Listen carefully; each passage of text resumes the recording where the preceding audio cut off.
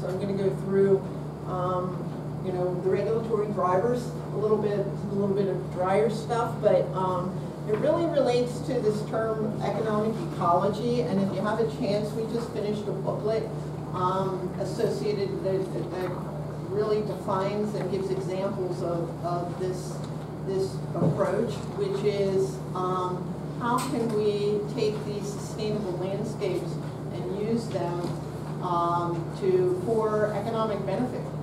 And we're able to quantify these benefits and show the benefits, and it's really exciting to be able to take these projects and take them to the level where we're seeing significant economic benefits for the client. So the economics of sustainable landscapes, historically economic growth and environmental degradation have been closely related. So, you know, if you have issues environmentally, significant issues, it's going to affect your ability to grow economically. And we see it throughout the world today. You can see it on a micro level, even within your own communities. So it's linked. There's a linkage there with it. How do we evaluate sustainable landscapes? There's a couple different approaches. One is just basic cost comparisons. We showed a little bit of that yesterday with the city of Allentown was the example that we had used, but looking at you know, the cost between maintaining a mowed lawn compared to the cost of maintaining a meadow might be pretty close to the same the first 2 or 3 years, and then the meadow starts to fade off, so or be reduced in cost. And that's where that long-term kind of sustainable approach is important. And the life cycle cost analysis, you know, that's really looking at the overall life cycle. So that's looking at that long term. You know, we're in this for the long haul.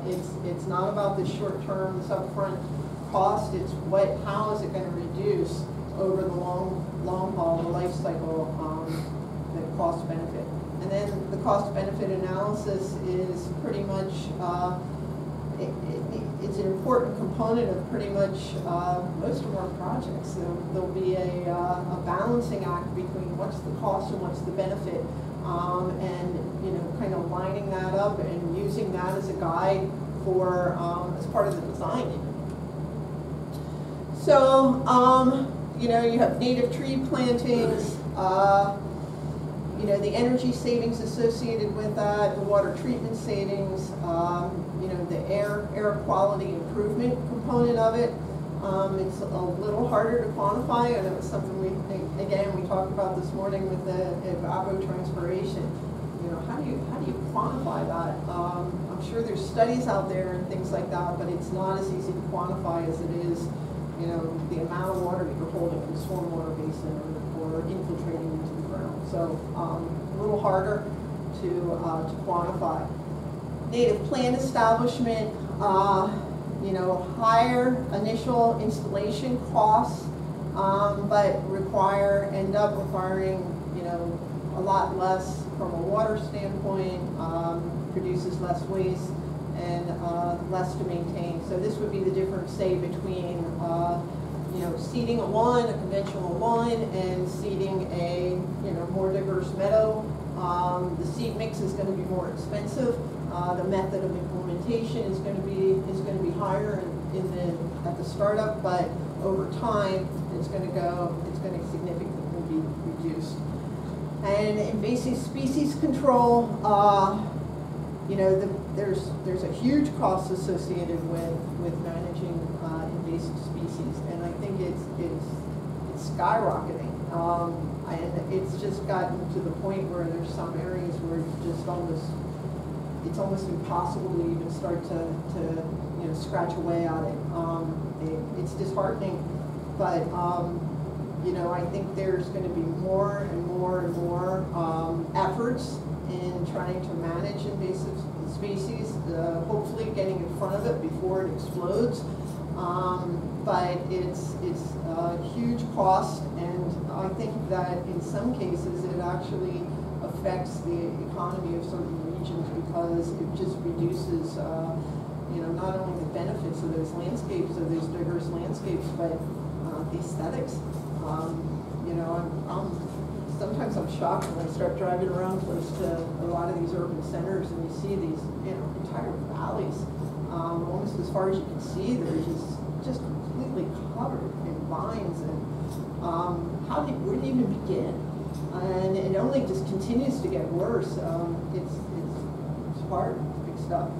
So it shows just the importance of establishing that native vegetation and preventing those invasives from taking root. Okay, so benefits just for the homeowners themselves, reducing flooding, reducing cooling costs, that passive solar component of it that's tied into the design, increasing, the amenity, the value of the property. We're seeing that properties that are backed up onto, whether you're adjacent to a stream or whether you're adjacent to a park or a regional, in our case, we're like backed up onto a regional water quality facility, which is kind of this little created wetland area, but there's an increased value to the properties that are adjacent to those areas. So there's economic value to that. And then the water quality improvements, reduce stormwater fees. We're seeing more and more of that. I don't know whether Blair County is considering stormwater utilities at all. Maryland, I think, is probably on the forefront with that. There's a couple municipalities in Pennsylvania. Lancaster City has a stormwater utility fee. So that is something that's going to start to drive people to think a little bit, because it's coming out of their pocket, and are there things that can be done to reduce those fees and reducing cooling needs. So benefits to local governments, again, protecting real estate values, reducing inflow and infiltration,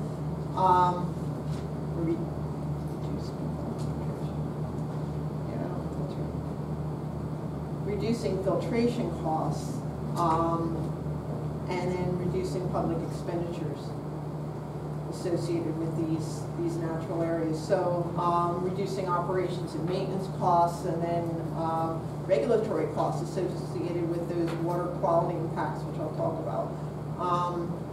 But this is that cost comparison that we looked at yesterday, looking at the cost overall over a total 5-year period, from initial installation through to for that 5 years, with the maintenance associated with it is $3,800 compared to the budget that they had for that area for a conventional lawn is about double the cost. So looking at those benefits for local governments. So it is in here. We talked about this a little bit yesterday, but this was the city of Allentown did NOMO area, and they just did then the cost between managing that NOMO area. It wasn't even seeded with a meadow. They just managed the NOMO area and reduced the amount of lawn mowing, and they ended up with a savings of about $1,600 a year for 3 acres. So again, it's just kind of a case study showing those benefits.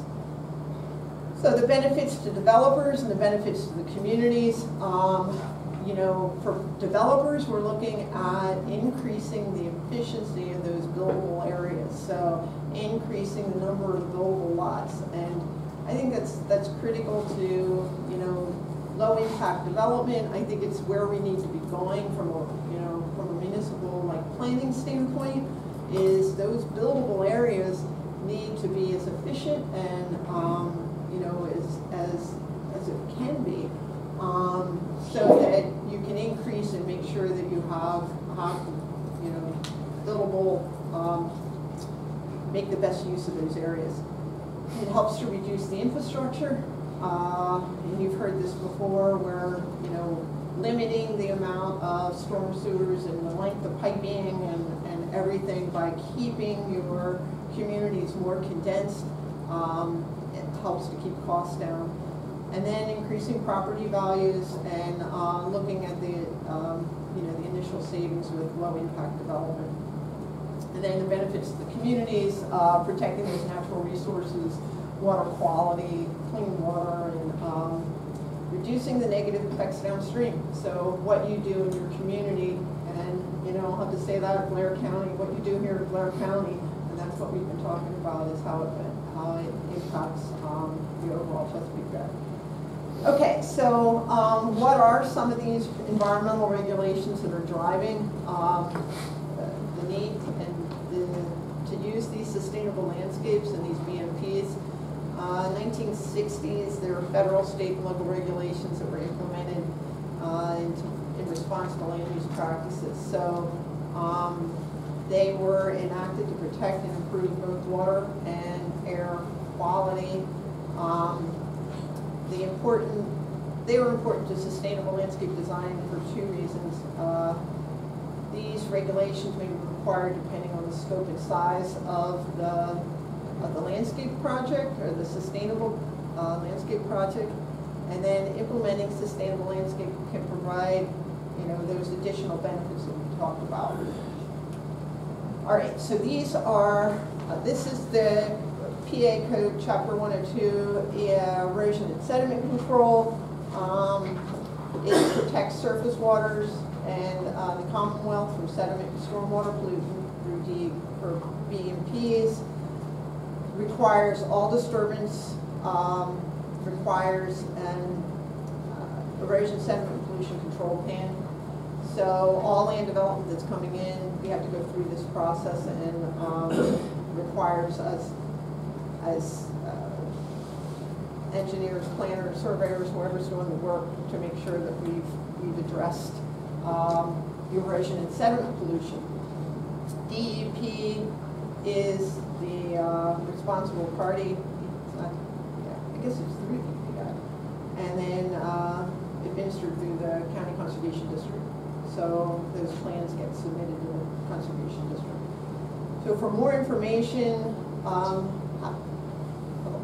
assuming all of you have been involved with the erosion sediment control process, so that's all we'll have. Okay. Pesticide Control Act and the Federal Insecticide, Herbicide, and Rodenticide regulation. So this relates to pesticides use, and we see this more related to the pesticide applicator certification. It also applies to agriculture, so it's Pennsylvania Department of Ag is the responsible agency, and you know, it just basically regulates and oversees the application of herbicides and pesticides. All right, the Stormwater Management Act of 1978. It was developed to reduce physical, chemical, and biological impacts to surface waters from the alteration of surface features and land. So this was the act that actually drove the need for stormwater management, and for that we're all aware of. You've had a little bit of information here on Stormwater PA and the Pennsylvania Stormwater Management Act, so if you need any further information related to that, but that's pretty much the driver for that. And then we have the NPDES, the National Pollution Discharge Elimination System, and this went into effect, this was more recent. I don't have a date on here, but this was a while ago.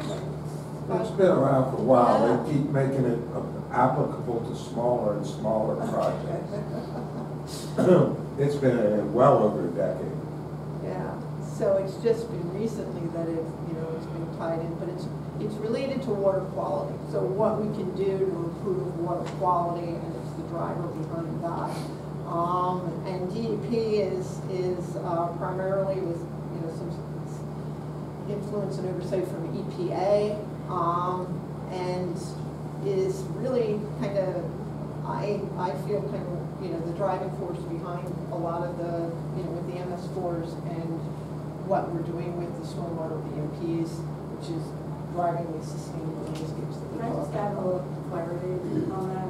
What's that? The MPS permit, it came out of the Clean Water Act, so it's been around since the 70s, but its application to stormwater really didn't come until after some lawsuits and whatnot in the 90s.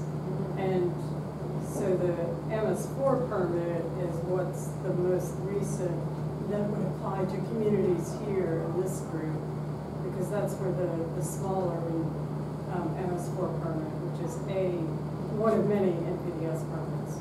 And anyway, so that is now in its third iteration, supposed to be in its third iteration.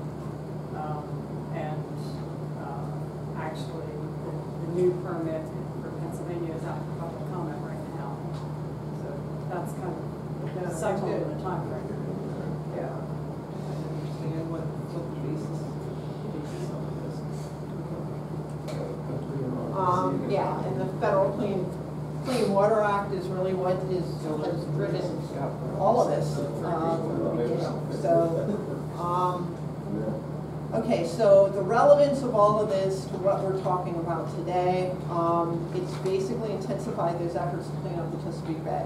And, you know, we're seeing it now in just, it's being policed more. You know, the EPA is actually going in and monitoring these communities and checking and making sure that there are the improvements that they said they're doing are being done. The MS4 watershed implementation plans that have been discussed over the last couple of days are also related to that. And yeah, the WIP strategy, which we talked about yesterday, related to meet those load reductions that the EPA set forth related to the Chesapeake Bay and the TMDLs. And I think this all goes back to what we were talking about earlier with how we can use these sustainable landscapes to stack these benefits within development. And that's kind of the group of it. So